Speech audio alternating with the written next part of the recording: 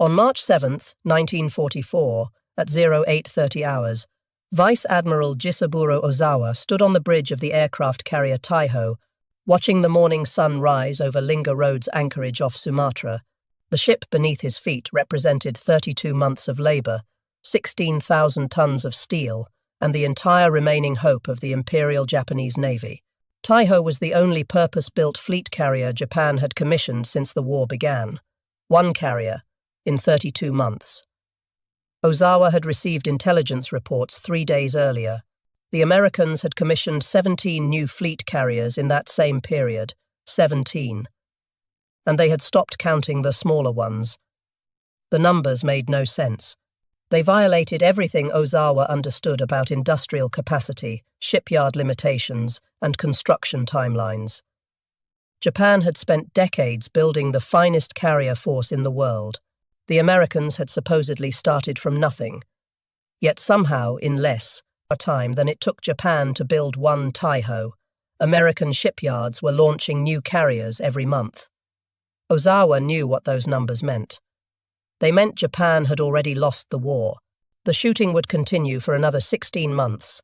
Thousands more men would die. But the outcome was decided by mathematics, steel, and welding torches in shipyards 7,000 miles away. The question that kept Ozawa awake at night was simple. How did they do it? Japan entered the war with the most powerful carrier force ever assembled. 6 fleet carriers, 2 light carriers, all modern, all battle-tested. The American Pacific Fleet had 4 carriers. Japan had numerical superiority, tactical superiority, and 2 decades of carrier doctrine development. The Japanese Navy had been building carriers since 1922. They understood carrier operations better than any navy in the world. Their pilots were the best trained, their aircraft were proven in combat, their tactics were refined. Through years of war in China, American carriers were untested, American pilots were inexperienced, American doctrine was theoretical. On paper, Japan should have dominated carrier warfare for years, but paper lies. By December 1941, Japan knew it faced a fundamental problem. The United States had an industrial capacity 10 times larger than Japan's. Raw steel production, shipyard capacity, machine tool manufacturing. Everything favored America by ratios that seemed impossible to overcome. Admiral Isoroku Yamamoto understood this better than anyone in the Japanese High Command. He had served as a naval attaché in Washington. He had seen American factories, American shipyards, American industrial infrastructure. He told the Japanese government that Japan could win battles for 6 months, perhaps a year. After that, American industrial power would overwhelm anything Japan could produce. The government ignored him. They believed spirit could overcome steel. They believed tactical brilliance could defeat numerical superiority. They believed Japan's warrior culture gave them an advantage that factories could not match. They were wrong. The first carrier Japan lost was Shoho, sunk on May 7, 1942, during the Battle of the Coral Sea. She went down after taking 13 bomb hits and 7 torpedo strikes from American carrier aircraft. Shoho was a light carrier, 11,000 tons, converted from a submarine tender. She carried 30 aircraft. Her loss was significant but not catastrophic. 1 month later, Japan lost 4 fleet carriers in a single day at Midway. Akagi, Kaga, Soryu, Hiryu, gone. Sunk by American dive bombers in a battle that lasted 6 minutes.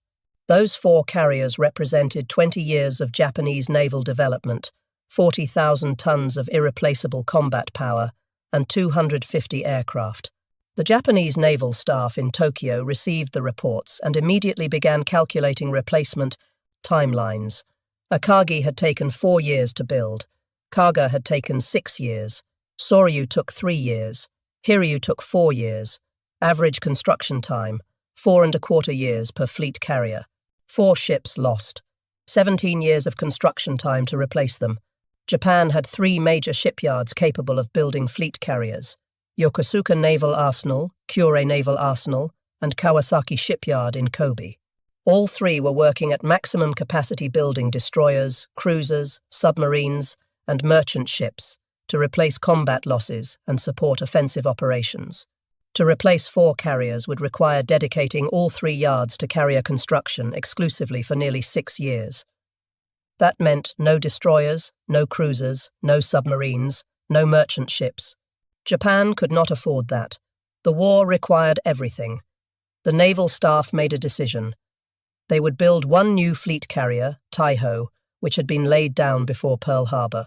They would convert merchant ships and seaplane tenders to light carriers. They would design a new class of smaller, cheaper carriers that could be built faster. The plan looked reasonable on paper. Taiho would provide fleet carrier capability. The conversions would provide interim replacements. The new Unryu-class carriers would eventually restore Japan's numerical strength. It was a logical plan, carefully calculated, properly resourced. It failed completely. Taiho's keel had been laid on July 10, 1941. The ship was launched on April 7, 1943. She was commissioned on March 7, 1944, 32 months from keel laying to commissioning. That was actually fast for a Japanese fleet carrier. Shokaku and Zuikaku, laid down in late 1937, had taken 44 months and 45 months respectively. Japan had improved its carrier construction timelines significantly. 32 months was an achievement worth noting. The Americans commissioned USS Essex on December 31, 1942. Her keel had been laid on April 28, 1941, 20 months. The Essex was larger than Taiho. She displaced 27,100 tons, standard compared to Taiho's 29,300 tons. She carried 90 aircraft compared to Taiho's 75, 20 months. The Americans had built a larger, more capable carrier in 37% less time than Japan's fastest construction program. But that wasn't the shocking part. The shocking part was that Essex was just the first. In January 1943, Lexington was commissioned, then Yorktown, then Bunker Hill, then Intrepid, then Hornet, then Franklin. By December 1943, the Americans had commissioned 11 Essex-class carriers, 11. In 1 year, Japan commissioned Taiho, 1 carrier. In 1944, the naval staff in Tokyo studied the intelligence reports. They checked the numbers, repeatedly. They assumed American propaganda was inflating production figures. But reconnaissance aircraft confirmed it. Photographic intelligence confirmed it. Intercepted radio traffic confirmed it. The Americans were launching carriers faster than Japan could train pilots to fly from them.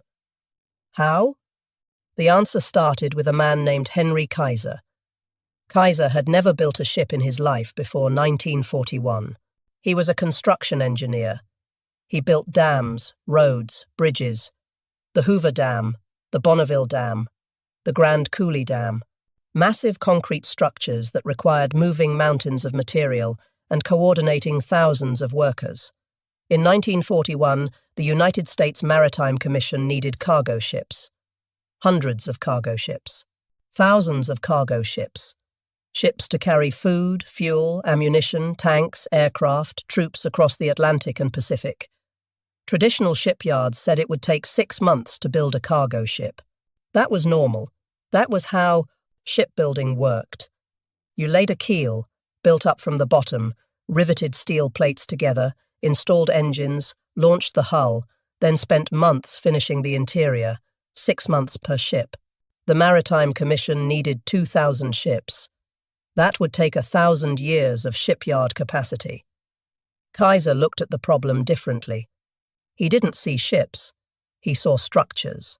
Steel structures that could be broken down into components, prefabricated in separate facilities, then assembled at the shipyard.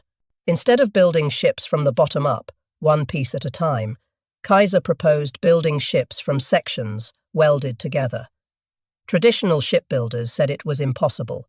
Riveting was proven technology. Welding was risky. Welded seams could fail. Cracks could propagate through welds and break a ship in half. Kaiser said he would take the risk. He built 4 shipyards in Richmond, California, on San Francisco Bay. He hired workers from across the country. Most had never seen a ship before. Many were women. Many were African Americans who had been excluded from shipyard work. Kaiser didn't care about experience. He cared about organization. He divided ship construction into modules. Each module was built in a separate prefabrication shop. Deck sections, bulkheads, engine rooms, superstructures, everything broken down into pieces that could be built by workers who only needed to know how to weld that specific piece. The modules were built on their sides or upside down, whatever orientation made welding easiest.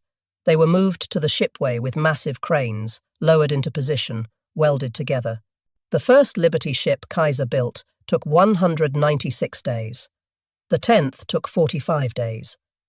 By 1943, Kaiser's yards were completing Liberty ships in an average of 42 days. The record was 4 days, 15 hours, and 29 minutes.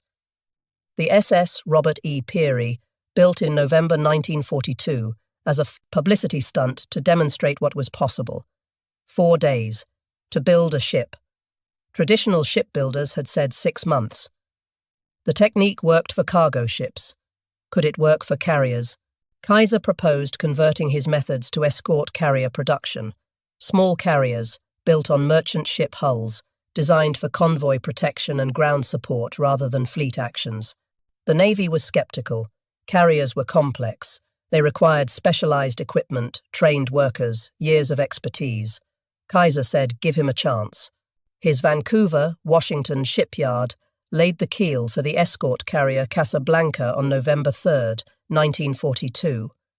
The ship was launched on April 5, 1943. Commissioned on July 8, 1943. 8 months from keel to commissioning. The Navy wanted 50 escort carriers. Kaiser delivered 50 carriers in 14 months, 1 carrier every 8 days. The Japanese naval staff in Tokyo received these reports and assumed they were errors. 1 carrier every 8 days was physically impossible. It violated every principle of naval construction. But the reports kept coming, and they were confirmed by combat encounters. By late 1943, American carrier task forces were appearing in the Pacific with numbers that made no tactical sense. 12 carriers, 15 carriers, 18 carriers in a single task force. Japan's entire carrier strength was 6 ships. The Americans were deploying task forces larger than Japan's entire carrier fleet. Where were these ships coming from? Not just Kaiser's escort carriers. The Essex-class fleet carriers were arriving in squadron strength. The secret was the same prefabrication technique applied to fleet carrier construction. Newport News Shipbuilding in Virginia had been building carriers since the 1930s. They knew carrier construction. They knew it took years. But they learned from Kaiser's cargo ship methods. They started prefabricating carrier components. Hull sections, hangar decks, flight decks, island superstructures, all built in separate shops, then moved to the shipway for final assembly. They replaced riveting with welding wherever possible. Welding was faster, required less skilled labor, created lighter structures. They standardized designs. Every Essex-class carrier used the same plans, the same components, the same equipment. Workers learned to build one module, then built dozens of identical modules. They streamlined construction sequences. Instead of waiting for one section to be completed before starting the next, multiple sections were built simultaneously in different locations, then brought together. USS Franklin, built at Newport News, was laid down on December 7, 1942. Launched on October 14, 1943. Commissioned on January 31, 1944. 13 months from keel to commissioning. That wasn't even the record. Several Essex-class carriers were completed in 14 to 16 months. The average was 18 months. Japan's Taiho took 32 months. American shipyards were building fleet carriers twice as fast as Japanese shipyards, and they were building more than twice as many. By the time Taiho was commissioned in March 1944, the Americans had 17 Essex-class carriers in service or under construction, 17 to 1. The ratio was worse when you included the light carriers and escort carriers. America was operating more than 100 carriers of all types by mid-1944. Japan had 9. The Japanese Navy tried to adapt. They ordered 14 Unryu-class carriers. These were smaller than Taiho, simpler to build, designed for mass production. The Unryu class was based on the pre-war Hiryu design, modernized but using proven technology and standard components. They displaced 17,150 tons, carried 5 aircraft, could make 34 knots. They were supposed to be Japan's answer to the Essex class. 3 were completed: Unryu, Amagi, Katsuragi. Unryu was commissioned on August 6, 1944, Amagi on August 10, 1944, Katsuragi on October 15, 1944. 3 carriers, commissioned within 10 weeks. It seemed like progress.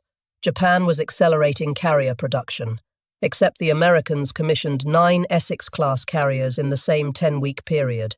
The Japanese couldn't catch up. Every time they accelerated production, the Americans accelerated faster. Worse, Japan was running out of resources. Building a carrier requires steel. Lots of steel.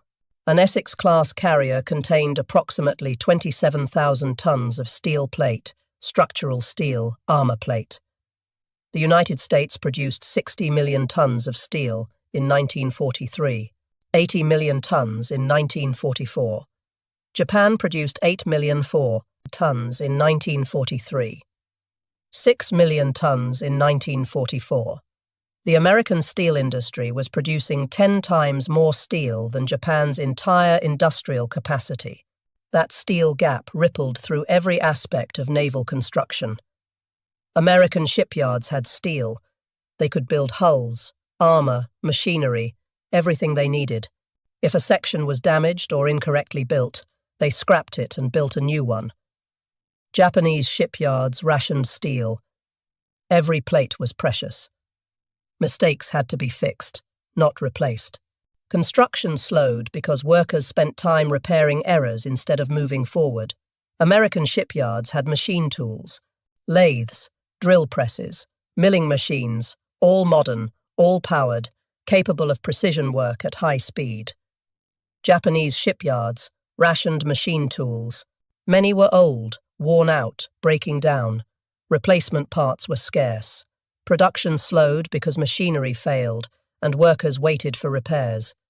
American shipyards had welding equipment. Thousands of welding stations, oxygen acetylene torches, electric arc welders, all standardized, all maintained. Japanese shipyards rationed welding equipment. Many yards still relied on riveting because they lacked sufficient welding capacity. The gap extended to trained workers. American shipyards employed 2 million workers by 1943. Many were new to shipbuilding, but they were trained quickly using standardized methods and simple repetitive tasks. Kaiser's Richmond shipyards alone employed 90,000 workers at peak production. That was more workers than all 3 of Japan's major naval shipyards combined. The Richmond workforce looked nothing like traditional shipyard crews. 40% were women. Many had never held industrial jobs before.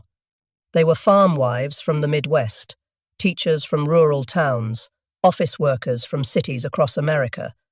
They learned to weld in 2 weeks of training. They learned to operate cranes in 3 days. They learned to read blueprints in a week. Traditional shipbuilders said these workers couldn't possibly build quality ships. They lacked the years of experience required for precision metalwork. But Kaiser's prefabrication system didn't require years of experience. It required workers who could do one specific task repeatedly and accurately. A welder in the Richmond yards didn't need to understand ship architecture. She needed to know how to weld a specific type of seam on a specific type of joint. The blueprints told her where. The jigs and fixtures held everything in position. She moved from one piece to the next, welding identical joints dozens of times per shift. Repetition created expertise. After a month, workers became fast. After 2 months, they became precise. After 3 months, they could work faster than traditional shipwrights who had spent years learning their trade. The Japanese couldn't replicate this model. Japanese shipyards employed 300,000 workers. Many were skilled craftsmen, but they were spread thin across dozens of projects. Training new workers was slow because experienced workers were too busy to teach. More critically, Japanese industrial culture emphasized craftsmanship over standardization. A skilled Japanese shipfitter took pride in custom fitting each piece, making minor adjustments to ensure perfect alignment. That approach produced beautiful ships, but it was slow. American workers didn't custom fit anything. Parts were manufactured to precise specifications in prefabrication shops. They either fit together or they didn't. If a part didn't fit, it was rejected and a new one was made. That approach produced functional ships. Fast. The difference in philosophy reflected the difference in industrial capacity. Japan had limited steel, limited machine tools, limited workers. Every piece had to be used. Waste was unacceptable. Custom fitting ensured nothing was wasted. America had abundant steel, abundant machine tools, abundant workers. If a piece was wrong, they made another one. Speed mattered more than perfection. Both approaches had merit, but in wartime, speed won. The Americans had enough workers that they could specialize. One crew built bulkheads, another crew built deck sections, another crew installed propulsion machinery. Specialization increased speed. Japanese shipyards needed workers who could do everything. Shipfitters had to fit hulls, install machinery, run electrical systems. Generalists were flexible but slower. Newport News Shipbuilding, the yard that built most Essex-class carriers, developed specialized assembly areas for different carrier components. One building, 500 feet long, was dedicated entirely to fabricating flight deck sections. Giant overhead cranes moved steel plate from storage racks to cutting stations where workers with acetylene torches cut the plates to specifications.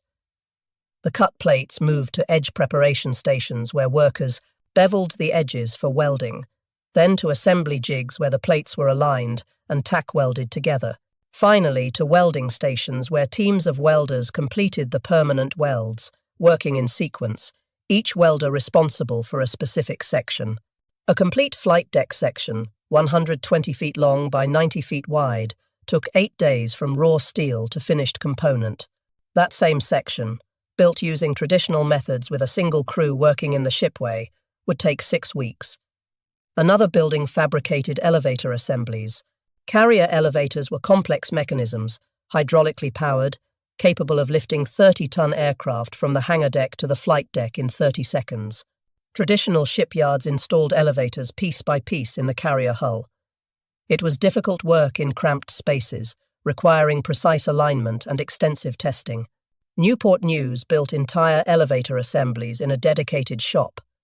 The assembly was tested, adjusted, and verified before it ever reached the ship. When installation time came, cranes lifted the complete elevator into position. Connection to hydraulic systems took days instead of weeks. Propulsion systems received similar treatment. Each Essex-class carrier needed 4 sets of turbines, 8 boilers, reduction gears, propeller shafts, and thousands of feet of steam piping. Installing this machinery traditionally took months. Newport News created propulsion module assemblies. Each module contained 1 complete turbine set, 2 boilers, and all associated piping.